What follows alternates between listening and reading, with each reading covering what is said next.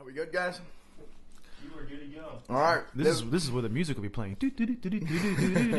Hey, this week's Barbell Shrugged podcast brought to you by Modelo. It's a tasty drink. When you drink it, you feel like you're from Latino country. We're going to have to edit that out. All right. That was Chris Moore. I'm Mike Bledsoe. We're here with Doug Larson and with our guest, Alex Macklin. How's it going? He this past weekend he just qualified for the University Nationals for weightlifting. So we brought him in. We thought we'd talk to him about his first weightlifting competition ever, and just kind of how that went. So we're gonna go ahead and just get started. Fire away at Alex. We also have our guest Lisa Mack. Oh yeah, we're gonna be talking to Lisa Mack a little bit later too. She doesn't know what she's going to talk about, but we'll talk to anybody. Anybody in the room. Anybody who happens to pass through.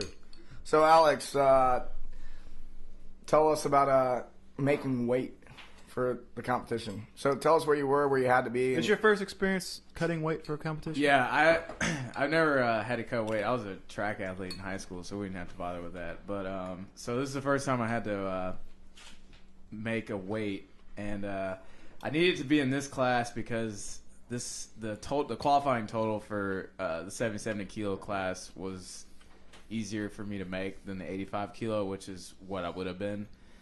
So I started off in the beginning of January, right after holidays, and I weighed about 182 pounds. What was the date of the meet? The date of the meet was February 4th, so that gave me pretty much less than a month because I started a little bit after New Year's, so it gave me less than a month to lose, like, what is that, 15, 16 pounds?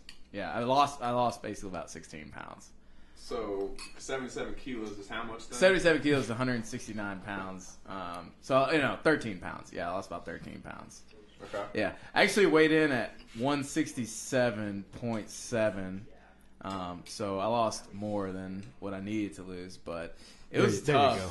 It was really hard. How much of that did you lose right before? You obviously you try to taper down a little bit, but most of the weight loss is going to happen. The first, we'll see. Like, I was trying to eat normally, but just cut calories, but that wasn't really working. So then you weren't eating normally. You were cutting calories. Well, yeah, I wasn't eating normally, but I was just trying to cut down on, like, I guess the quantity of food that I was eating. Yeah. And but the last week and a half, 2 weeks, I went to Mike Bledsoe, and I was like, man, I'm not gonna make it. I was freaking out because I think I was still about 6 pounds over, and I wasn't losing any more weight. So he was like, all right, no more carbs at all. No fruits, no nothing. You can only eat green leafy vegetables, which basically is like spinach and kale. Gross. Yeah. I actually never had kale before, but I actually really like it. So I'm glad I got introduced to that. It's a superfood, Alex. It is good. You know what a superfood is? Yeah, it's got you can gather a lot of antioxidants and all that kind of stuff in it. Yeah. You fucking B12 vitamins and shit. Yeah, you can lose a lot of weight really quickly eating it. So if you eat enough to give yourself diarrhea, you will cut weight.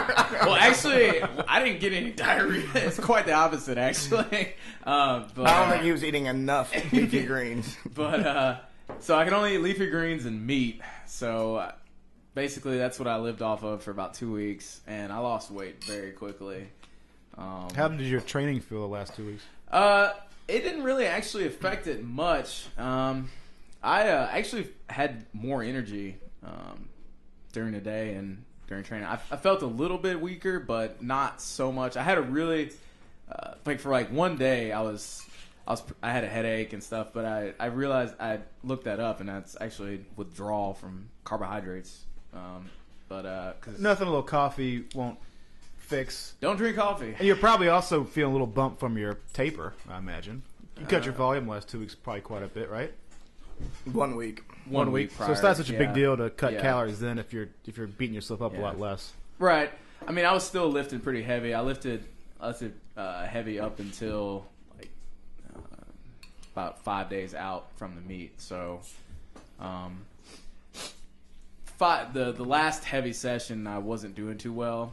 I remember Mike was like, "You can't miss 90%," because I was missing some snatches, and I was getting, I don't know, maybe it was nerves or something like. Maybe I was a little tired, but it got me kind of worried. But it all worked out. I've been there where you're a week out, you're days out. My first competition, I went into the warm room 2 days, maybe like a day and a half before the meet. I was lifting on a Sunday. I went on like a Friday. The first flights of this big national meet were lifting the next day on Saturday. So I go in the warm-up room. Like, one thing I did before the meet, I got to Columbus, Ohio, and realized, oh shit, for 3 days I forgot to take my creatine. So I went and bought a Twin Lab bottle of creatine capsules and ate like 45 capsules in 2 days. I was like, I must correct this error in my... Swelled up with a bunch of water, yeah? Yeah. Well, I mean, I was like 370 pounds. Didn't really make a shit what I weighed. I wasn't cutting anything. But I got in the warm-up room. It's like, I had to stretch out, see how I feel. I've been in the car. And I did like 135 on the bar out of the squat rack. And it felt like 500 pounds. I go, oh shit, man. What am I going to do? I'm going to bomb out of the competition. So that night I had to go watch, I think we may have watched like the first Jackass or something to that effect, just so I could watch something to distract me. The rest of the time I was a complete basket case. Just complete out of my mind. Like the Faction 101 people. Was this the same meet that I went with you? This was IPA Nationals that Dave Tate threw in 2002 was my first ever competition. Okay, my first ever competition was a national meet. It was a qualifier for it. They let you just go compete. It was huge, though. It was a 3-day competition. So yeah, the nerves are completely natural. And then when you start missing a lift that you know you should be getting, go, oh shit. Yeah. That I didn't really. The couple days out, I wasn't feeling too good, but Bledsoe assured me. Did you actually make weight the day before, or did you have to cut water weight? I had to stop drinking and eating. I think we stopped in Nashville to eat lunch. I was really actually happy that I could actually eat, because I think that morning I had weighed in maybe like a pound over.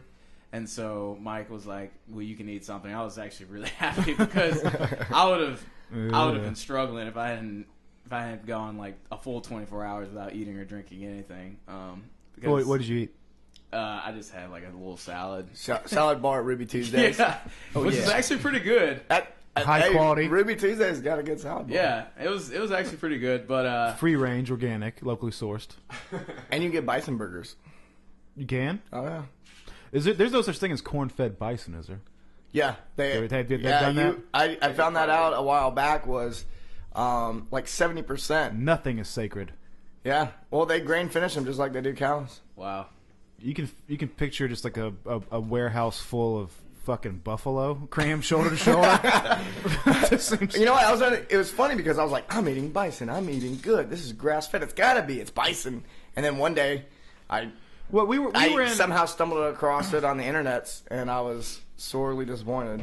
Man, I don't like to eat at any chain restaurant just for that reason, because I can cook way better than these assholes in the back are cooking. And two, I realize they're sourcing the cheapest possible food. Like if you go to Bahama Breeze and order the coconut shrimp, they're pulling frozen bags of coconut shrimp out of a deep freeze and fucking throwing it in vegetable and frying it, and then giving it to you for $20 for 5 of them. Yep. Yeah, that's why I try to eat out. It's egregious. I think egregious means wrong. It makes me friggin' mad. I get somebody says, "Oh, hey, we're going out. You want to go like on the border on a Friday night?" No. On the border. I don't know how on the border can justify its existence. Who's going in there and ordering that disgraceful version of Mexican food? Like, if they just knew what Mexican food actually was in comparison to whatever this... they make it to American taste. Guacamole, pureed, Chris, neon green. They don't care. They don't care. They make it to American taste. All right, Alex. So and that speaks to what America is now. Yeah. So you cut weight. You landed right on right on the button almost the next day, right? I was about almost a kilo under. So I had a lot of spare room to go. 2.2046 pounds for American friends. Yeah, I was about 2 pounds under, so I had a lot of leeway room, which I was happy about. So I don't have to. Maybe next time I don't have to freak out so hard. So 12 hours out, you didn't.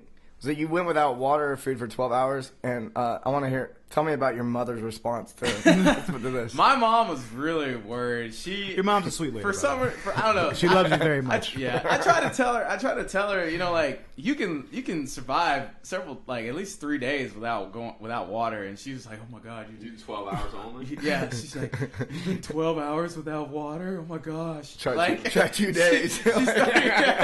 She started like really freaking out. She's like, well, you're not gonna have enough strength. What if you drop the barbell on your head or something? Like, I don't know. Like she's very protective, but I tried to assure her that I was all right and I was gonna be fine. Yeah. You know, I'm 25.